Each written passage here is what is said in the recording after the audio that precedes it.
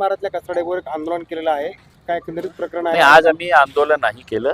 आज फक्त इथे जे महानगरपालिका षडयंत्र रचून इथे एक कचरा कलेक्शन सेंटर हे तयार करत आहे.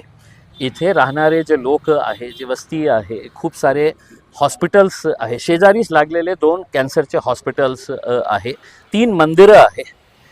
एक हनुमान मंदिर, मोठी मंदिर आहे, दत्त मंदिर आहे, अजून एक मंदिर आहे. समाज कल्याणचा मोठा ऑफिस इथे उभे राहत आहे, 2 स्कूल्स जवळ आहे.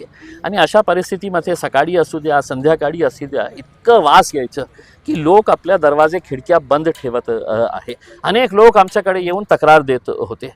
आता आम्हाला हे सांगायचे आहे की हे जागा महानगरपालिकेची आहे, डेव्हलपमेंट प्लॅनमध्ये कचऱ्यासाठी नाही आहे ही जागा, पण एका ठेकेदाराला फायदा देण्यासाठी महानगरपालिकेचे काही अधिकारी आणि या शहरातले काही नेते यांची साठगाठ होऊन त्यांनी हे निर्णय घेतला की आपल्याला हे ठेकेदाराला फायदा पोचवायचा आहे करके. म्हणजे शहराच्या वस्त्यामध्ये अशा प्रकारचे कचरा संकलन केंद्र तुम्ही उभे करणार आहे.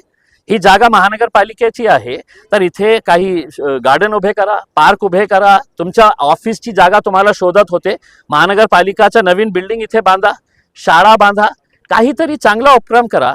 पण या बस्तीमध्ये आपल्याला कचराच आणायचे आहे. कितीही मी बघितलेलं आहे, सुरतला, अहमदाबादला, जयपूरला, बँगलोरला मी स्वतः गेलो होतो अर्बन सदस्य या नात्याने, आणि आम्ही बघितलेले आहे हे सिस्टम कशा प्रकारे काम करत आहे.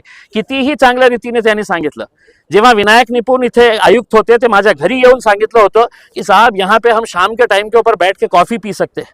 या कचऱ्यामध्ये मागे जे आहे ते सलीम अली लेक आहे, त्या सलीम अली लेकमध्ये या कचऱ्याचं जे पाणी आहे, त्या कचऱ्याचं पाणी जे आहे ते पर्क्युलेट होऊन ग्राउंड वॉटरमध्ये मिश्रित होत आहे.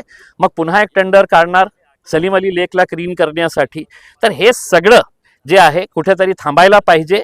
आज या एरियामध्ये राहणारे जे लोक आहे त्यांनी तक्रार केल्यामुळे आम्ही सगळे इथे आले होते आणि आम्ही निर्णय घेतलेला आहे की कोणत्याही परिस्थितीमध्ये इथे हे कलेक्शन सेंटर नको व्हायला पाहिजे. आम्ही निर्णय घेतलेला आहे. आता महानगरपालिकेचे जे अधिकारी आहे ते आले होते आणि त्यांनी सांगितलं की आम्ही चर्चा करू वरिष्ठ अधिकाऱ्यांशी आणि काय निर्णय ते घेतील ते त्यांचा निर्णय काय असेल.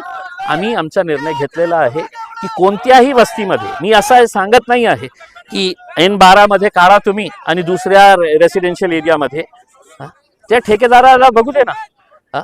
त्या ठेकेदाराला आपण पैसे देत आहे ना, खूप पैसा देत आहे आपण त्या ठेकेदाराला, कोट्यवधी आपण रुपये त्याला देत आहे कचरा.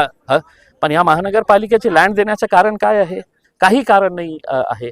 वस्त्यांमध्ये कचरा कशा पाहिजे आपल्याला नाही पाहिजे. आणि चांगले लोक राहते, चांगले घरं आहे, लोकांचे मंदिरं आहे, हिंदू धर्माचे ठेकेदार सत्तेमध्ये बसलेले आहे, त्यांनाही आवर्जून मी सांगतो कुठे गेला हिंदुत्व? आपलं हनुमान मंदिर, त्याच्या शेजारी तुम्हाला कचरा पाहिजे, दत्त मंदिराच्या शेजारी तुम्हाला कचरा पाहिजे. हे सगळं जे आहे ना मुद्दे ते लोकांच्या हिताचे आहे आणि आम्ही निर्णय घेतलेला आहे. तुम्ही चर्चा केली त्यानंतर उद्या जर या ठिकाणी काही वाहन आले तर काय करायचं? आम्हाला येतं ना काय करायचं. आम्हाला काय करायचं आहे हे येतं. अशी वेळ महानगरपालिकाने येऊ देऊ नका. आम्ही सगळं, आमचे कॉर्पोरेटर्स, आमचे विरोधी पक्षनेता हे सगळं आलेले आहे आणि सगळ्यांना कळतं की इथे लोकांच्या जे लोक राहते त्यांची हे मागणी आहे की इथे हे कचरा डिपो नको पाहिजे. आणि तरीसुद्धा महानगरपालिकेने निर्णय घेतला नाही, इथेच राहणार आहे, तर बहुतेक त्यांना पोलीस संरक्षण देण्याची आवश्यकता लागेल इथे. चलिए.